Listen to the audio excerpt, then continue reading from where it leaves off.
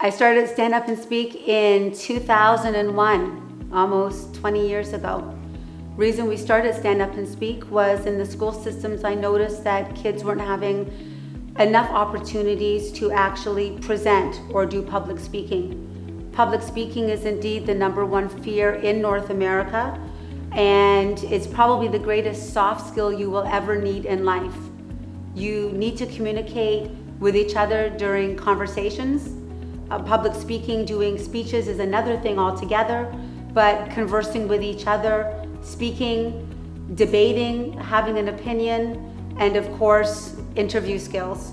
Being able to speak confidently and communicate effectively with those around you, especially your peers.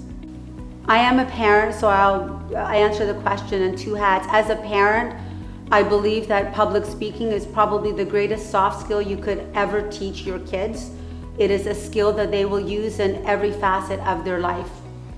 Parents today, yes, we sign up our kids for hockey, for soccer, for dance, for skating, and at the end of the day, those skills could be used in their future if they're chosen, but the ability to communicate with one another is always going to be at the forefront in anything that your child does. So public speaking, in my opinion, is probably the greatest skill that you can teach your kids. I believe our school systems do what they can to get our children ready for the future.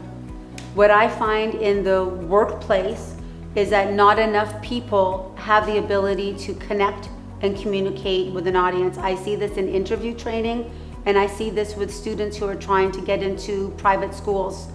A lot of their answers could be canned or perhaps practiced over and over again, where what we teach is the ability to make that connection with your own words in your own manners. So public speaking is a way of connecting with an audience and of course communicating your own thoughts. So about 20 years ago when we first started Stand Up and Speak, our cell phones weren't around at that point. Texting was just probably a new thing coming out.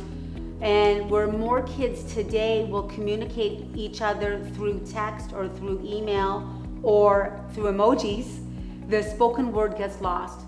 So the ability to speak with someone using words and sharing the vocabulary and their thoughts and their emotions behind the words get lost. So being able to look at somebody in the face and speak with them, back in the old days, to have a conversation, you would actually be face-to-face with some people. And today's conversation necessarily isn't a lot of face-to-face, even FaceTime. Yes, you're looking at the person, but you're doing it through a device. So do you need to have the ability to communicate? Yes, you do. Is that going to help you in the future? Yes, with interviews, with getting into a good school, even today's professions. Back in the days when everybody wanted to be a doctor or a lawyer or a teacher or an engineer, nowadays in our classes, we're asking students, what do you want to be when you're older? Some of them are saying, I want to be an NBA player. I want to be the next YouTube sensation. I want to be a video gamer. But you still need the ability to communicate. I see this every day when you have sports athletes being interviewed by sports commentators. You'll notice filler words, you'll notice signs of nervousness, and that's only because they don't do it enough. Are they professionals on the court or on the ice? Absolutely. But speaking is like a sport. The more that you do it, the better that you become.